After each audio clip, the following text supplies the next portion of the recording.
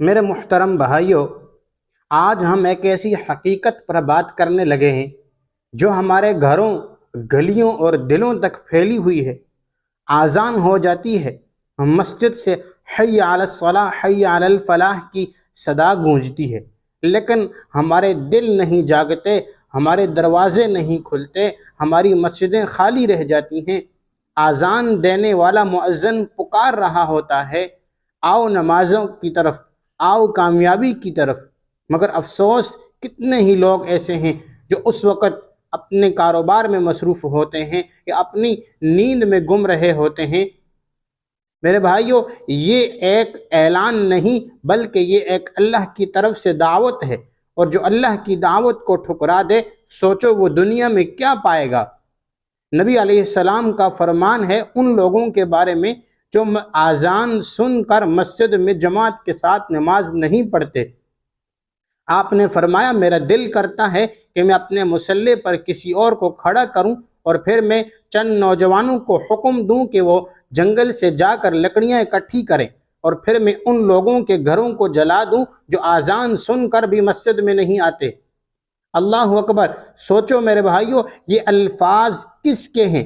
یہ الفاظ رحمت للعالمین کے ہیں، وہ نبی جو دشمن کے لیے بھی دعا کرتے تھے۔ اگر وہ یہ فرمائیں تو سمجھ لو یہ عمل کتنا بڑا گناہ ہے۔ حضرت عبداللہ بن مسعود رضی اللہ تعالی عنہ فرماتے ہیں کہ میں نے نبی علیہ السلام کے زمانہ میں کسی کو بھی نماز جماعت چھوڑتے نہیں دیکھا، سوائے اس شخص کے جو منافق ہوتا تھا، جس کا نفاق ظاہر ہوتا تھا۔ اور حضرت عبداللہ بن عباس رضی اللہ تعالی عنہ کے شاگرد فرماتے ہیں کہ ایک دن شدید بارش ہو رہی تھی مگر مسجد نبوی بھری ہوئی تھی۔ میں نے پوچھا، آپ لوگ تو گھر میں نماز پڑھ سکتے تھے؟ انہوں نے جواب دیا، ہم ڈرتے ہیں کہ کہیں ہم ان لوگوں میں نہ ہو جائیں جن کے بارے میں نبی علیہ السلام نے فرمایا کہ میں ان لوگوں کے گھروں کو جلا دوں جو اذان سن کر مسجد نہیں آتے۔ یہ صحابہ اکرام کی سوچ تھی۔ آج ہم معمولی سی ٹھنڈ یا مصروفیت میں اللہ کی پکار کو چھوڑ دیتے ہیں۔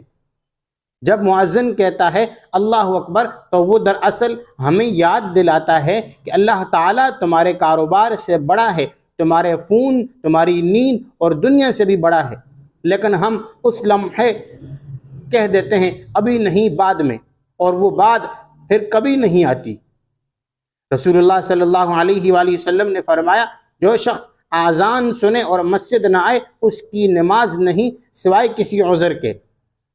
یعنی اگر کوئی جان بوجھ کر جماعت چھوڑتا ہے تو اس کی نماز ناقص ہے، قبولیت کے خطرے میں ہے، اور قیامت کے دن جب نام اعمال کھولا جائے گا تو فرشتے کہیں گے یہ بندہ اللہ کی پکار پر نہیں آیا، ہم اس کا چہرہ پہچانتے ہیں، یہ مسجد کا نہیں بازار کا نمازی تھا۔ تو آج اگر ہم آذان سن کر مسجد نہ جائیں تو کل قبر میں کون بلائے گا؟ جب وہاں فرشتے آئیں گے، مر ربک پوچھیں گے، تب کون سا مؤذن کہے گا جو پکارے گا حی علی الصلاح؟